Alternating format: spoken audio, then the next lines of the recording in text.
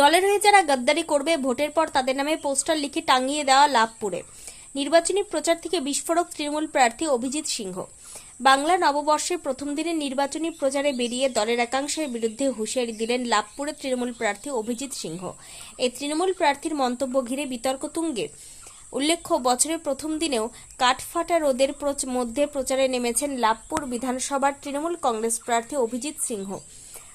সাধারণ মানুষের নজর কাড়া সমর্থনে লাভপুরে চৌহাট্টা 1 নম্বর অঞ্চলের ধনডাঙ্গা গ্রামে কখনো পায়ে হেঁটে আবার কখনো হুটখোলা গাড়িতে চেপে প্রচার সারলেন তৃণমূল প্রার্থী অভিজিৎ সিংহ। তবে এদিন প্রচারে বেরিয়ে ধনডাঙ্গা গ্রামে বক্তব্য রাখতে গিয়ে তৃণমূল প্রার্থী অভিজিৎ সিংহ বলেন, সারা বছর দলে থেকে প্রচুর সুযোগ সুবিধা নিচ্ছে বেশ কিছু তৃণমূল কর্মীরা, আর ভোটের সময় বিজেপির কাছে পয়সা খেয়ে গদ্দারি করছে। তাদের সবাইকে চিহ্নিতকরণ করা হচ্ছে, গদ্দারদের নজর রাখছি। এই সমস্ত গদ্দাররা আগুন নিয়ে খেলা করছে। ভোটের পর আমার ছেলেরা তাদের দেখে নেবে। পরে তিনি সাংবাদিকদের মুখোমুখি হয়ে গেল। কিছুজন আছে যারা দলে থেকে তৃণমূলের সুযোগ সুবিধা নিয়ে ভোটের সময় গোপনে বিজেপি করছে। তারা সরাসরি বিজেপির পতাকা নিয়ে রাজনীতি করুক, কোনো অসুবিধা নেই, কিন্তু তৃণমূলে থেকে যারা পেছনে ছুরি মারছে তাদের গদ্দার বলে মন্তব্য করেন তিনি আরো বলেন, ভোটের পর যারা দলে থেকে ভোট করবে না, গোপনে অন্য দল করে গদ্দারি করবে, তাদের চিহ্নিত করে তাদের নামে পোস্টার টাঙিয়ে দেওয়া হবে। এমনই চাঞ্চল্যকর মন্তব্য ঘিরে চর্চা তুঙ্গে। লাভপুর থেকে অনুকূল গড়াইয়ের রিপোর্ট, ক্রাইম প্রেস বেঙ্গল। তৃণমূলের সঙ্গে সামনাসামনি পতাকা নিয়ে বিজেপি করুক না, কংগ্রেস করুক না, সিপিএম করুক না, তাকে সাংগঠনিকভাবে আমার ছেলেরা দেখে নেবে। তুমি আছো টিএমসিতে আর ফোনাফুনি করছো, দিয়ে এটাকে গদ্দারি ছাড়া আপনি কী বলবেন? সব কিছু নিচ্ছ টিএমসি, সুযোগ সুবিধা। কিছু লোক তো এরকম আছে যারা ভোটের সময়তে পয়সার জন্য করে, ভাই পয়সাটা খেয়ে নেয়, তখন তার নিজের ইমান বলে, তার নিজের বুদ্ধি বলে কিছু থাকে না, তখন তার পয়সা রোজগারের সময় এসে যায়। যে এই বিজেপি তো 1 মাসের পার্টি, সারা বছর তো বিজেপিকে আর পাওয়া যাবে না। 1 মাসের মধ্যে এই ভোটের নমিনেশন থেকে হেরে চলে যাবে, আর নাই। এই তো আমার ছেলেরা বলুক না যে গত 5 বছরে আমি যখন 21 সালে জিতলাম, তারপরে 5 বছরে আমাদের ছেলেরা বিজেপি কোথাও দেখেছে? এত মানুষের অসুখ বিসুখ, কাজ কর্ম এলাকাতে কোনোদিন কেউ দেখেছে? যা দেখি আমি বিধায়ক হিসেবে, আর উপরে দেখে মমতা বন্দ্যোপাধ্যায় সারা পশ্চিমবাংলায়। আর ভাই, আমরা 70-30-এর রাজনীতি করি না, করব না, জান থাকতে করব না, জীবন থাকতে করব না। আমরা 100 নিয়ে চলতে চাই। ওরা কি বলে 70-30-এর রাজনীতি, আমাদের 30-এর ভোট লাগবে না, মানে মুসলিম ভোট নেবে না, এটা বলছে।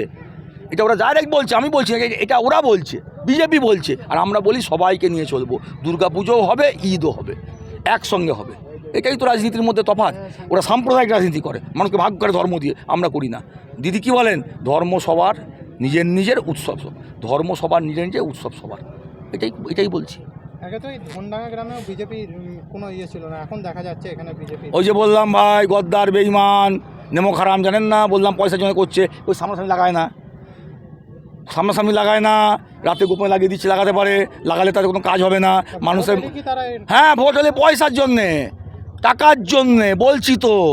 তাদের কাছে কোনো ধর্ম নেই, কোনো রাজনীতি নেই, কিচ্ছু নেই, পয়সা। কোথা থেকে পয়সা পেয়ে যাচ্ছে, লাগিয়ে দিচ্ছে। ভোটের পর আপনাকে বলতে শোনা গেল যে বিশেষ তালিকা তৈরি হবে যারা গদ্দারি। হ্যাঁ, একবারে ফ্লেক্স করে টাঙিয়ে দেবো তো। এরা নাম দেবে তো, আমি কোথা থেকে জানবো নাম? আমাদের যারা করবো তারা নাম দেবে যে দাদা এরা ভোট করে নাই, অথচ আমার সঙ্গে ছিল। তো তাদেরকে মানুষের সামনে তাদেরকে তুলে ধরবো না? তাহলে এরা তো লিস্ট বানাবে, আমাকে দেবে, আমি সই করে টাঙিয়ে দেবো।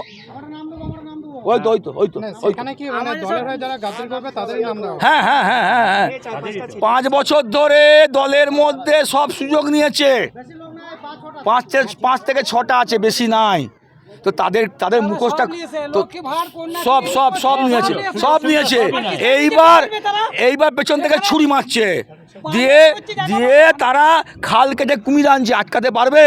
আজ যে এত সুন্দর রেখেছি, আজ যদি এখানে সাম্প্রদায়িক সম্প্রীতি নষ্ট হয়, আজ যদি এখানে মারামারি হয়, আজ যদি রায়ট হয়, সামলাতে পারবে? মমতা বন্দ্যোপাধ্যায় বুক দিয়ে আগলে রেখেছে, আমি আগলে রেখেছি। এখানে একটা হিন্দু মুসলিম বলুক তো যে এলাকায় কোনো টেনশন আছে? মহরম হয় না, ঈদ হয় না, দুর্গা পুজো হয় না, কালী পুজো হয় না, কোথায় কোনো তো টেনশন নাই? জিজ্ঞেস করুন তো, সবাই আনন্দ করে করছে। তা এইটা ওদের ভালো লাগছে না? তাহলে ওরা যখন এসে এটা করছে, ওরা আগুন নিয়ে খেলছে।